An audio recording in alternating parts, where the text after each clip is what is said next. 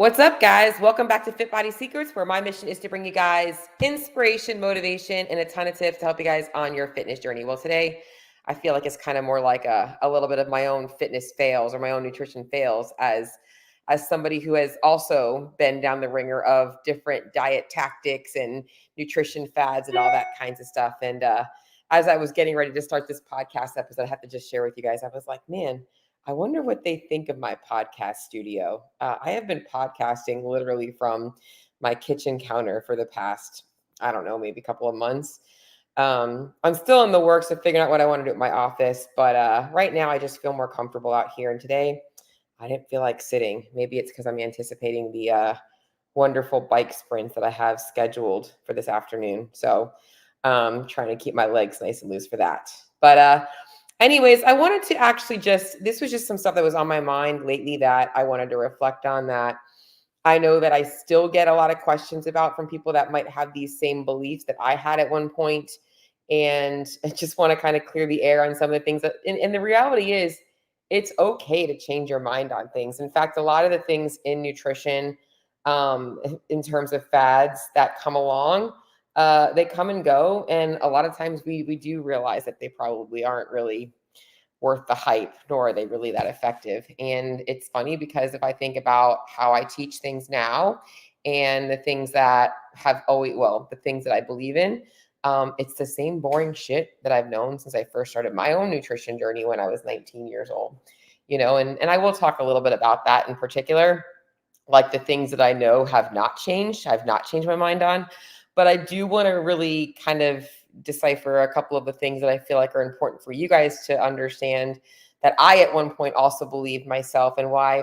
And the reality is it's all opinion, but the reason I've changed my mind on that is because I've seen and heard and actually started to be more educated in terms of just so.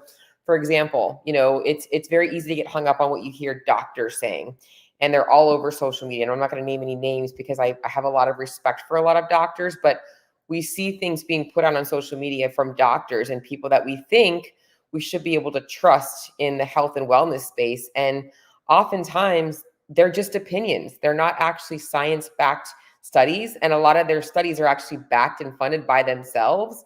So it's so important to realize that it's important to do research. And that's why I've really, really dove into nutrition research and science and stuff like that before deciding if something is effective or impactful. So I want to go over some things fitness and nutrition related that I have in the past believed and have shifted my mind on. A lot of them are pretty simple. So let's get to it. First and foremost, this is a big one for me. I, for the longest time, believed that I should not be eating processed foods or sugar. I thought that processed food and sugar was making me sick, was going to make me fat, was going to make me diabetic, was going to infect, my gut, my hormones, my metabolism. I was just meant to believe that, or made to believe that anything that came out of a box or that was packaged was bad for me. And I avoided those foods for years. I was notorious for reading food labels where I'm like, oh, if it has more than 5 ingredients, it must not be good for me. And I've learned over time that that is not the case. And that the reality is when it comes to things like processed food, packaged foods, sugar, and things like that, the real problem isn't the foods, it's the consumption of those foods. It's hard to control the amounts of them. And so the correlation is these foods cause these problems. They cause weight gain, they cause these sicknesses, these illnesses, these conditions. But the real truth is that the cause of those conditions is not the food, it's the amount of calories consumed. And so when calories aren't controlled, yes, and those foods do tend to be easy to overconsume. So I actually feared adding these foods in for the longest time. And what would happen is I would not eat them. And then I would allow myself to have a little bit. And then I'd be like, you know what? I better just get out of my system because I am not going to have these foods for a long time again. So it took me a long time to develop the confidence in myself and overcome the fear that these foods were not going to make me sick. And I will be honest, I still limit them because at the end of the day, I know they're calorie dense and I don't want to waste my calories on something so small. I am definitely more of a volume eater. It's just how I've eaten for a long time. So if I'm going to have those things, I know I'm going to have to sacrifice a little bit of volume for the amount of food that I'm going to get. So definitely don't think that processed foods and sugar needs to be avoided. In fact, I'm going to be fully transparent with you. I had this thought of doing a challenge for November. I was going to do a no sugar November. And I ended up changing my mind because I knew why I wanted to do it, because I do find that some people struggle with feeling like they're out of control, like they don't have any power over these foods that are hyper palatable. And now they're going to be all around, especially after Halloween. And I wanted to prove to them that they actually don't need those foods. But then I realized that I'm feeding that mindset in a lot of those people that maybe they do believe that sugar is bad. And that's not what I wanted them to get out of it. So I'm like, you know what? This just does not feel authentic to me. I have spent a long time getting myself more comfortable eating sugar. I don't want my clients to think that. Do I think it's important to limit it? Absolutely. So I ended up taking that back, and I might do something a little bit different. I haven't decided yet, but I pulled the plug on it because it just didn't feel authentic to me because of this. I have developed a relationship where I know it's okay to have some processed food and sugar, and it's not going to kill me or hurt me. And I want you to do the same thing. So it's okay to have those things. More importantly, I think that when it comes to this whole concept is we often focus on what we should be taking out of our diets. And what I have learned is by adding to my diet, adding more lean proteins, adding more fruits and vegetables, adding more complex carbs. And for me, most importantly, getting comfortable eating more calories, I don't have to worry about overdoing it on these foods. And the reality is all foods are processed. Everything has to go through some kind of processing. I do try and stick to a minimally processed diet, but mostly for that purpose of like, I look at the nutrients I'm getting in the foods that I'm consuming. And as I mentioned, the calorie density of those foods. So that's the number one thing I wrote. Number two, I wrote down is that carbs aren't essential and that eating fat means you burn more fat. These were two beliefs, and I put them in the same because I want to kind of debunk both of them. And I'm going to start by the whole carbs are non-essential thing. So for the longest time, I told myself and a lot of people that you don't need to be eating carbs because carbs, your body can, produce energy from things like fats and other foods, right? And that is a true statement that we can actually survive in the absence of carbohydrates. However, that doesn't mean that is optimal. Okay. And this is something that I've changed my mind on. I used to believe that being fat adapted was the right thing. And I learned the hard way that that was actually the wrong thing, especially depending on what kind of lifestyle you live.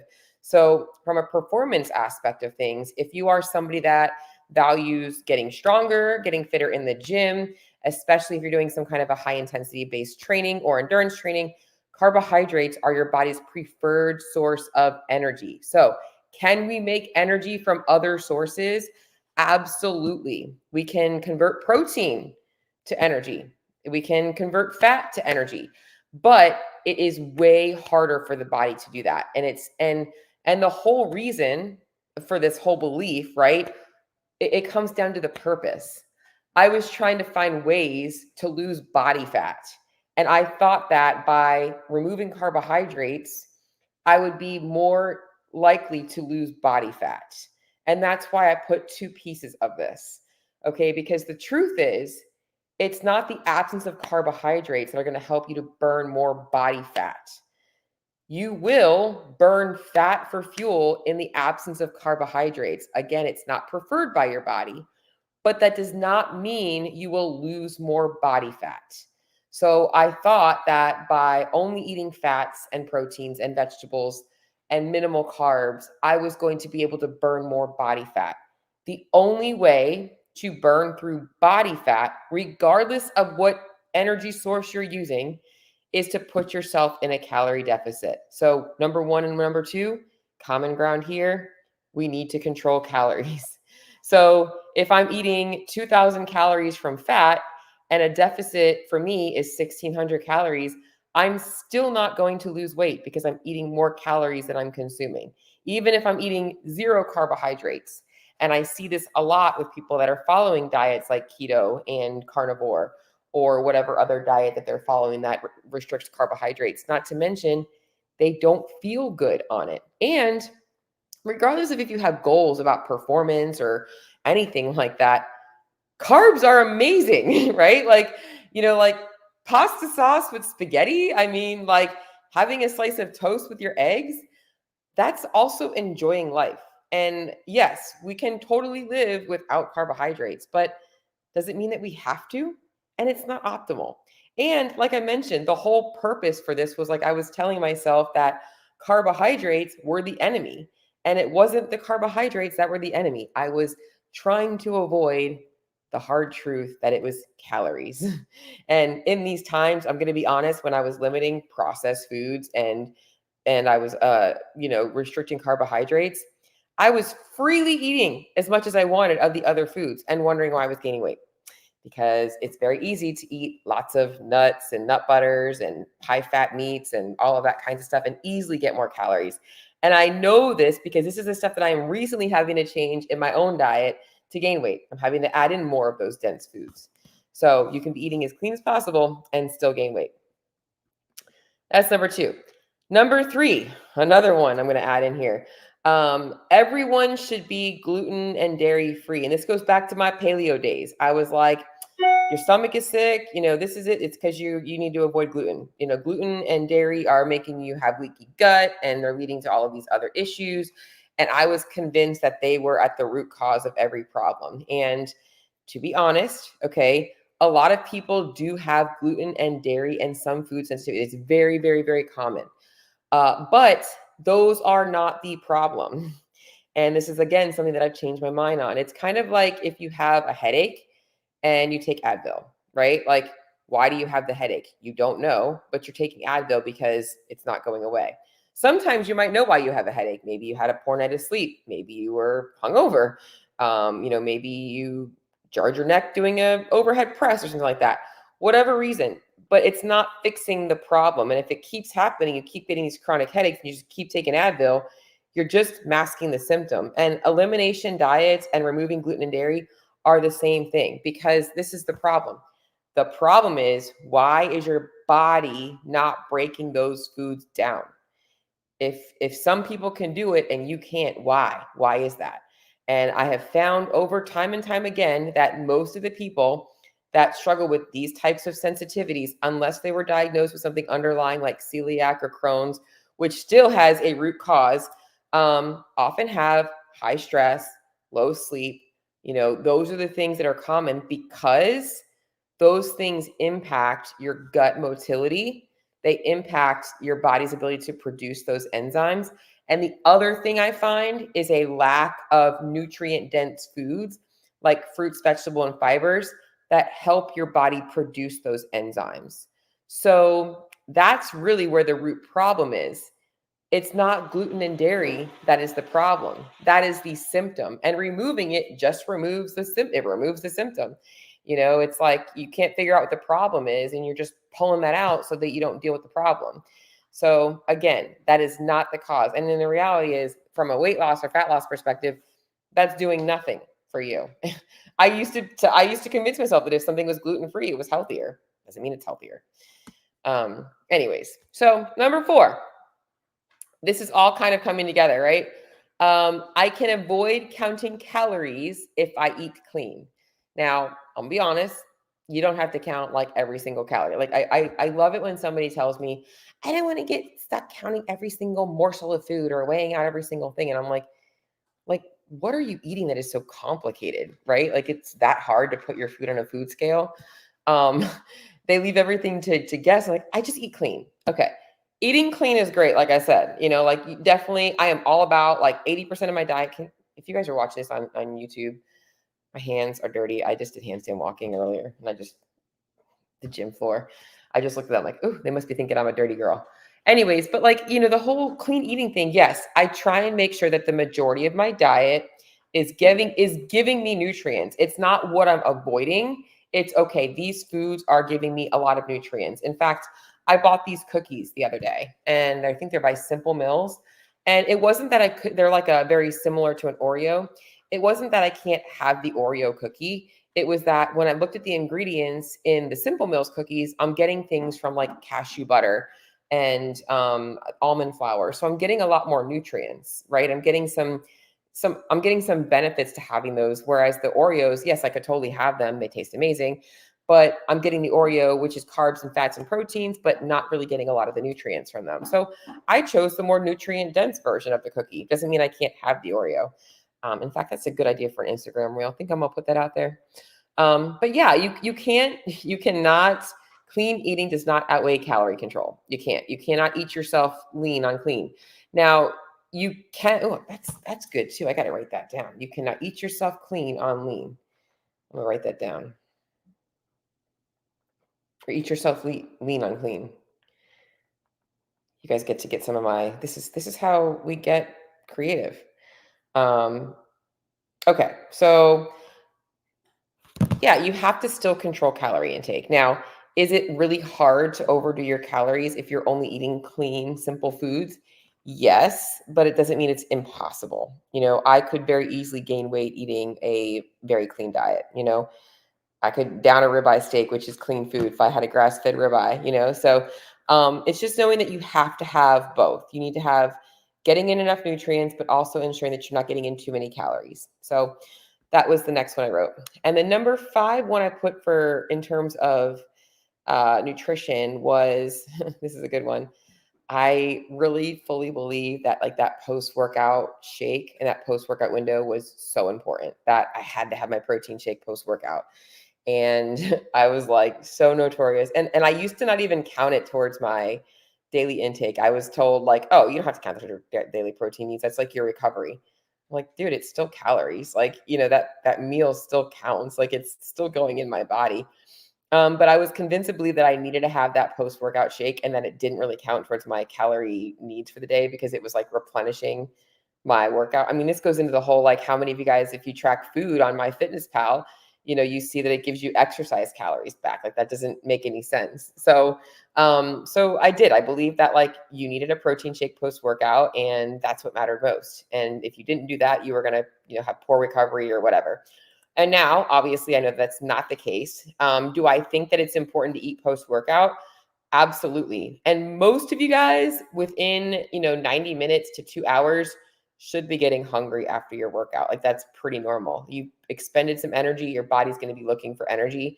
And I actually didn't value the carbohydrates that you should be eating post workout, especially for CrossFit, because we're glycogen depleted and we need to have those, glycogen stores, replaced, and the impact on cortisol levels. Protein's not going to help those things. Carbohydrates do.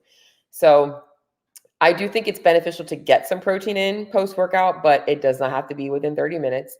It can definitely be at your next meal. In fact, for me, I am definitely the kind of person now where I don't really drink protein shakes ever. I like baking with protein. I like making smoothies with protein, but I don't just drink protein and water, I definitely make sure that I'm doing some other things. I used to love this was my excuse for drinking chocolate milk, because chocolate milk is really good for recovery. But you don't need it post-workout. And if you are trying to lose weight, oftentimes I tell people to kind of limit liquid calories, even from protein shakes, because it's calorie dense. I mean, I'd much rather see you feel more satiated on food if you're getting hungry. Like, I mean, a lot of people are big on, doing the post-workout carbs in a powder. Well, that's great if you have plenty of carbohydrates in your diet. But if you are on a calorie restricted diet, and you've only got a limited number of carbs, like that's going to be expensive on your overall daily budget and likely not make you feel very full. So I do like to make sure that I get protein in, but I don't think so much about this like post-workout shake and needing to have it. So those are like some nutrition related ones. Now I want to kind of shift gears into some training related ones and even lifestyle related ones. And the first one that I wrote down here is walking is an exercise. I will be honest, there was a time where I did not think that walking was exercise. And maybe you don't think walking is exercise. But at the end of the day, walking is actually very good exercise. And for some people, it might be all that they need right now. In fact, over the past weekend, I had a lot of anxiety going into the weekend, and I wasn't quite sure why. And I think I was just walking the fine line of overtraining because I have been pushing it a lot harder in the gym because I've been getting better. I've been feeling better. I've been getting stronger. And come Saturday, I was like, you know what? Like, I don't have the desire to push myself on this rower the way that I know that I need to. So I'm going to skip that. I'll put a weight vest on and I'm going to go for a walk. And I went for an hour walk, and that's what my fitness was that day. And I think that a lot of people don't realize that walking is exercise. And, you know, intentionally, we might have to add that in because we have a very sedentary lifestyle as well. So if you're sitting behind a desk and behind a car the majority of your day, you might have to add a second session in. If there was one thing that I really liked about the 75 hard, it's that 2 workouts a day. But I would love for people to say that the second one is just a walk. Like, that's something that I think would be very beneficial. So that's kind of my thoughts. I used to think that walking wasn't enough. And I do think that it can be. Do you need to do more of it to get the same caloric expenditure from? So here's the deal. Whether I walk a mile or I run a mile, I'm probably going to burn the same amount of calories. One is just going to be a lot faster than the other. So, in fact, maybe I will do a test on this. I'm going to run a mile and then walk a mile. And I'll have to do it at separate times of the day because I don't want them to influence each other. That's a good idea. Good test. But it's probably going to burn the same amount of calories. So you got to realize that it doesn't really matter because walking is just lower intensity. And that's really what it is. So you might need to go a little bit longer. So, but I do think that walking is exercise. The next one I wrote down was my opinion on bodybuilding. Movements like bicep curls, tricep extension, rows, flies, split squats, and things like that. When I got into CrossFit, okay, so before CrossFit, I was already drinking the high intensity and CrossFit style Kool-Aid. I was teaching group fitness classes, step aerobics, kickboxing, boot camp. And it had always been that girl that was like wanting to use dumbbells and do more functional movements. And I kind of avoided the isolation movements. I would do them, but not very often. And I guess I did them in like the body pump classes. But as I got into CrossFit, I'm like, well, it's not functional to do hamstring curls because when you're picking something up off the ground, like you're not going to be like curling your leg to like do a hamstring curl. So why does this matter? Deadlifts are better. Why am I going to do just whatever, a bicep curl when I can do a pull up? And while I do find the value and definitely think that compound functional movements are literally the most impactful and effective way to get fit, to get strong, to build muscle, and they are the foundation of everything that I do myself and everything that I teach, I do think that bodybuilding is actually very good. And I used to think that it was easy. Like I used to look at that like the reason they do bodybuilding is because it's too hard to do CrossFit. And it's a different kind of hard. And so I think that I definitely gave bodybuilding like a little bit of whatever you want to call it, but like just didn't give it enough credit for what it is. But a lot of times if you watch bodybuilders, they are going to failure on movements. And maybe it's a movement that you look at as like, that's a stupid movement to go to failure on, but it doesn't mean that they're not pushing themselves. They're just pushing themselves in a different way. And when it comes to muscle building, for a lot of people, some of the movements in CrossFit are a little bit too demanding on, whether it's the central nervous system, whether it's joints, and doing bodybuilding, primarily like functional bodybuilding, can really, really, really help improve your definition in your muscles, help you build lean muscle tissue without putting that stress on your body. So I definitely have changed my opinion on bodybuilding.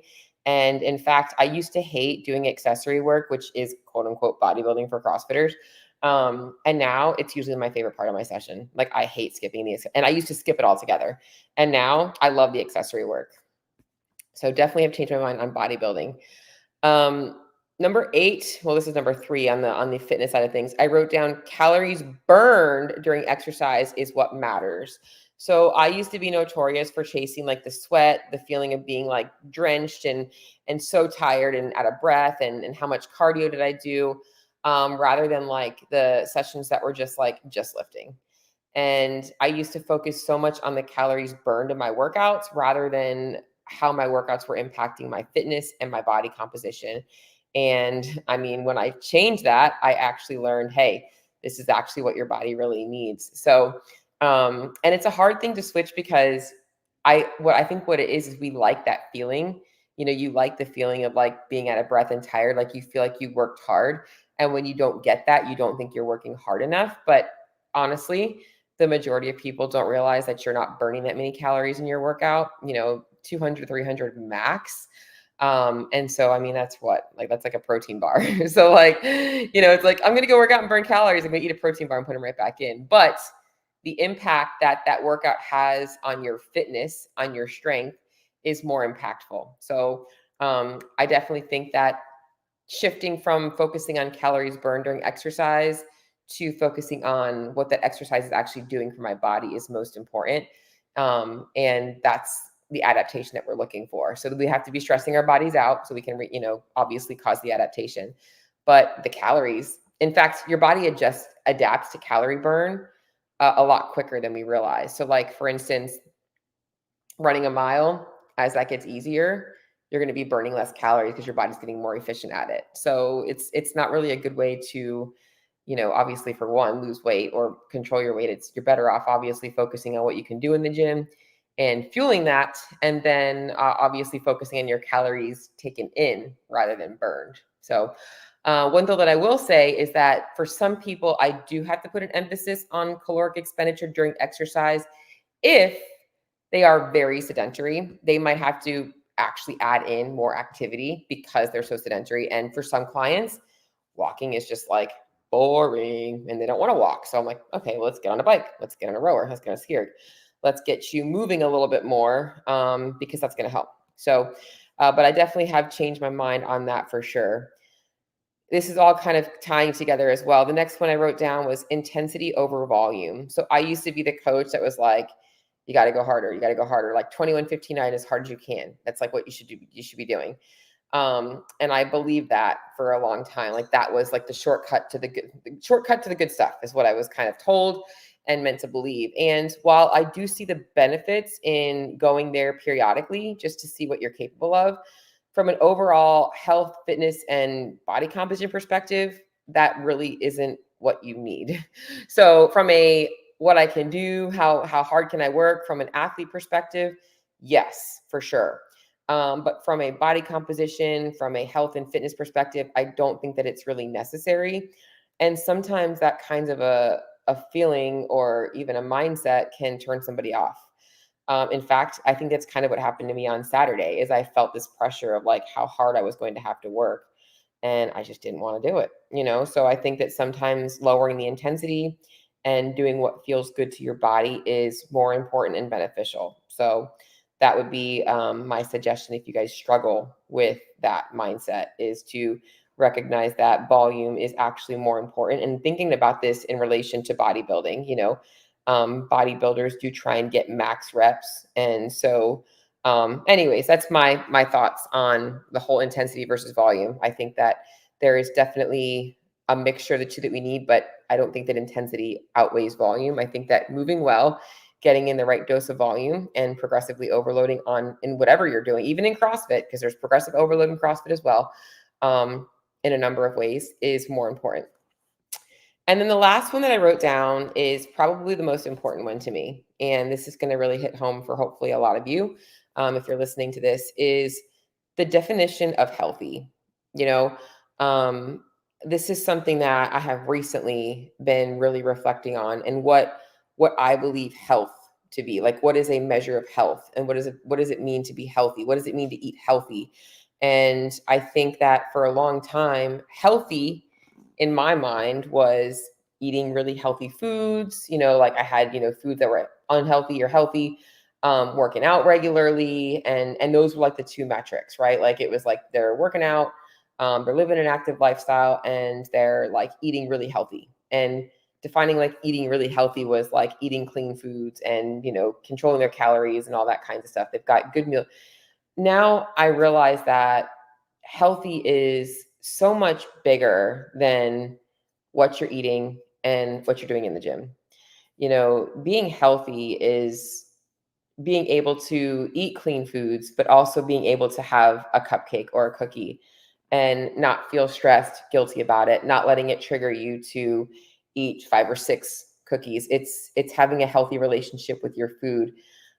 Being healthy isn't just, feeling like I think we see these people online that have these great bodies and they, look like they're a walking picture of health. They talk about, how they don't eat any processed foods and they have all these morning habits or whatever. Like, but if that's taken away from your joy of life or your presence in your day, I don't think it's healthy. Like I think healthy is finding balance between, you know, giving a level of responsibility and priority to eating healthy whole foods and moving your body, but it doesn't necessarily have to be all or nothing. And that, you know, it can be healthy to go out and be out until midnight and enjoy a couple of drinks with your friends and wake up the next morning and just get back to routine. Like that's healthy. Eating healthy is, like I said, some days it's like, you know what, I just want to go get a donut and a freaking latte from Starbucks today, because most of the time you're eating egg whites and toast and avocado, So the definition of health for me has really changed. And a lot of the people that I feel like we look to as quote unquote healthy don't open up about the mental side of what it looks like to maintain a healthy lifestyle. So I think that relationships with self, with other people around you, are all a part of being healthy. And if the way you're living your life to change your body, to change your fitness and all that stuff is taken away from what makes you happy, I don't believe it's healthy. I think that health is something that is personally, I think, defined by when you are finding that balance between I am happy with how I look and feel. I am eating well. I know what my body needs. Sometimes I have to give myself tough love, and other times I have to give myself grace. And that's really like the main thing is that's really what health is to me.